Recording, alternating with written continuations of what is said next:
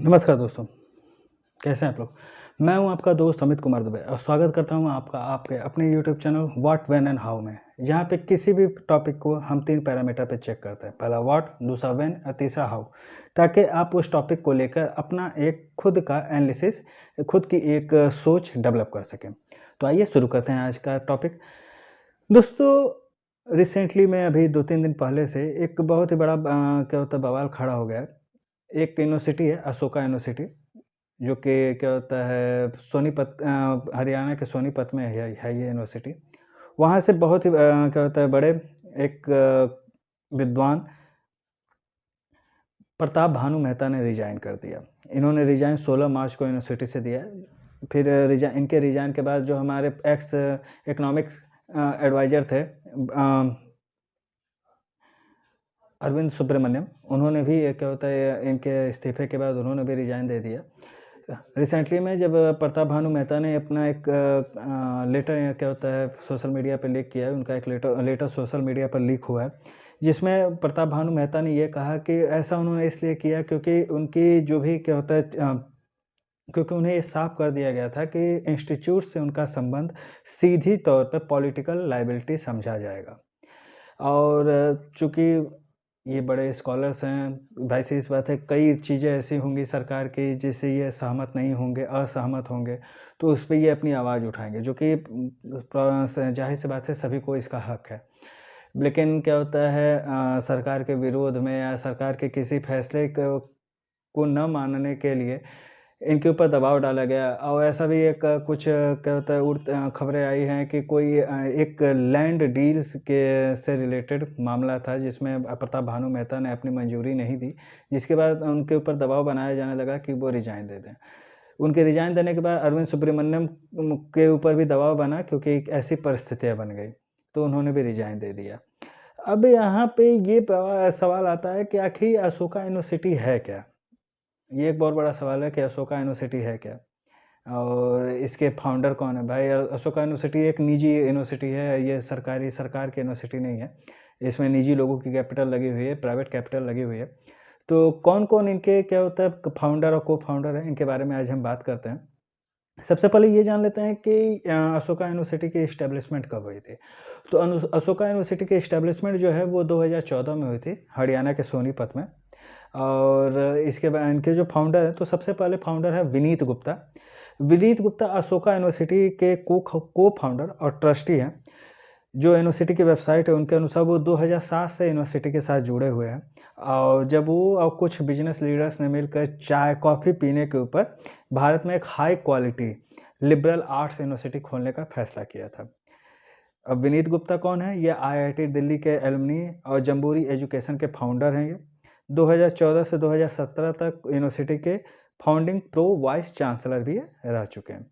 दूसरे जो पर्सन है अशोका यूनिवर्सिटी से रिलेटेड वो है राकेश जग्गी। ये स्कलमबर्जर में वाइस प्रेसिडेंट हैं। इन्होंने ये कंपनी 1992 में ज्वाइन की है। बिजनेस लाइन की एक रिपोर्ट के मुताबिक अशोका यूनिवर्सिटी का आइडिया विनीत गुप्ता और राकेश जग्गी के बीच खाने पर बातचीत के दौरान हुआ था, शुरू हुई थी। 2003 से 2007 के बीच स्कलमबर्गर के जनरल मैनेजर थे राकेश जग्गी। राकेश जग्गी ने आईआईटी दिल्ली से मैकेनिकल इंजीनियरिंग में बैचलर डिग्री ली है। तीसरे जो इस यूनिवर्सिटी के फाउंडर हैं वो है आशीष धवन। ये यूनिवर्सिटी के फाउंडर्स में से एक हैं। इन्होंने leading private equity firm Cherry Capital के भी ये को-फाउंडर हैं। येल यूनिवर्सिटी और हार्वर्ड यूनिवर्सिटी के alumni Dhawan, Akanksha foundation, 3 to 1 education foundation, Teach For India, Centre for Civil Society जैसे एजुकेशनल नॉन प्रॉफिट संगठनों के बोर्ड मेंबर भी ये अभी प्रेजेंट में हैं। इसके बाद जो हैं वो हैं प्रमथ राज सिन्हा। ये 9.9 ग्रुप के फाउंडर और मैनेजिंग डायरेक्टर भी हैं ये एक स्पेशलिटी मीडिया कंपनी है 9.9 ग्रुप जो हायर एजुकेशन और स्ट्रेटजिक एडवाइजरी सर्विसेज की फील्ड में काम करती है और मैकेंसी एंड कंपनी में पार्टनर भी ये रह चुके हैं। प्रमथ राज सिन्हा 2018 में प्रमथ ने हड़प्पा एजुकेशन की स्थापना की, जो भारत का पहला बड़ा ऑनलाइन इंस्टीट्यूट बनने की मतलब रास्ते पे है और ये इसको बनाना ऐसा ही चाहते हैं। पहला काफ़ी बड़ा ऑनलाइन इंस्टीट्यूट जिसमें मतलब सारी पढ़ाइयाँ होती हों आपके घर बैठे। अशोका यूनिवर्सिटी के को फाउंडर के अलावा प्रो फाउंडिंग डीन और इंडियन स्कूल ऑफ बिजनेस के एग्जीक्यूटिव बोर्ड के सदस्य भी ये रह चुके हैं। प्रमथ ने आईआईटी कानपुर से बीटेक और यूनिवर्सिटी ऑफ पेंसिल्वेनिया से एमएससी और पीएचडी भी की है। अगले जो पर्सन है वो है दीप कालरा, मेक माई ट्रिप के फाउंडर हैं ये। मेक माई ट्रिप भाई अब वेल नोन कंपनी है। और ग्रुप सीईओ दीप कालरा यूनिवर्सिटी के भी को फाउंडर रह चुके हैं। कालरा इंडस एंटरप्रेन्योर के दिल्ली चैप्टर के बोर्ड सदस्य हैं और 2013 से 2016 तक प्रेसिडेंट भी रह चुके हैं। जो वो इंडिया टिक .org के एक फाउंडिंग मेंबर भी हैं। इसके बाद जो अगला नाम है वो है संजीव बिख्चंदानी का। संजीव बिख्चंदानी इन्फो एज के फाउंडर और एग्जीक्यूटिव वाइस हैं। ये कंपनी naukri.com चलाती है। naukri.com की जो पेरेंट कंपनी है वो इन्फो एज है। ये एक ऑथर भी हैं और IIM अहमदाबाद में विजिटिंग फैकल्टी मेंबर और गेस्ट लेक्चरर हैं।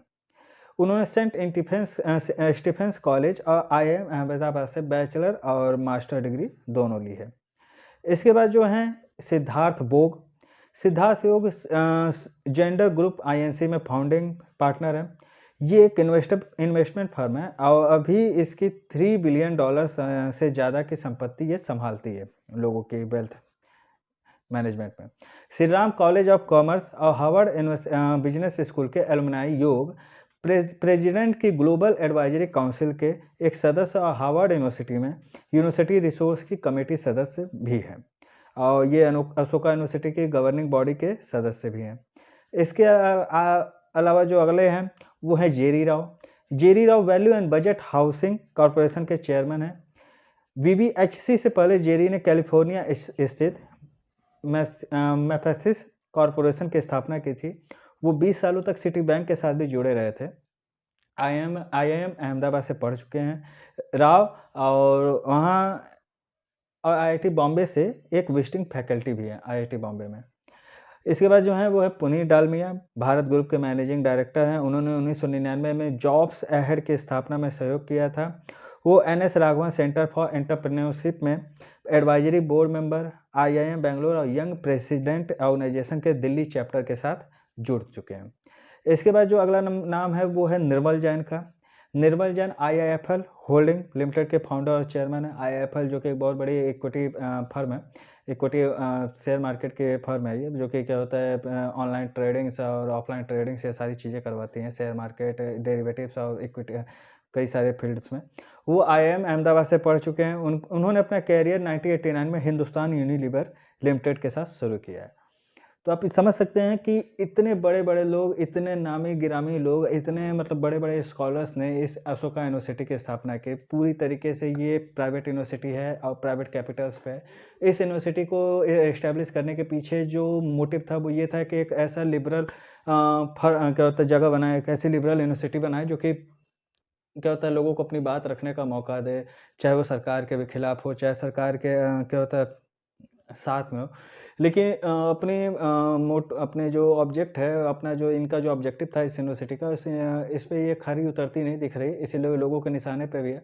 क्योंकि सीरियस बात है, प्रताप भानु मेहता और अरविंद सुब्रमण्यम ये भी किसी परिचय के मोहताज नहीं हैं। ये भी काफ़ी बड़े स्कॉलर्स हैं ये और इनके इस्तीफे के बाद अशोका यूनिवर्सिटी पे भी दबाव लोगों का बढ़ने लगा है।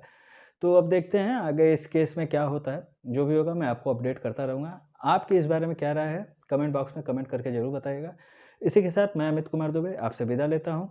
जाने से पहले मेरी आप सभी लोगों से यही रिक्वेस्ट है कि प्लीज़ बाहर निकलें, ज़रूर निकलें, क्योंकि देश की अर्थव्यवस्था के लिए आपका बाहर निकलना ज़रूरी है। लेकिन उसके साथ-साथ सुरक्षा का भी ध्यान रखें, मास्क हमेशा पहने रहें, लोगों से 2 गज की दूरी पे रहें, सुरक्षित रहें और लोगों को भी सुरक्षित रखें, क्योंकि कोरोना की लहर बहुत तेज़ी से फैल रही है। अगर आप सुरक्षित रहेंगे तो सारी चीज़ें भी सही रहेंगी। इसी के साथ जब आपका नंबर आए तो वैक्सीन ज़रूर लगवाएँ। इसी के साथ मैं अमित कुमार दुबे आपसे विदा लेता हूँ। तब तक के लिए गुड नाइट, गुड बाय।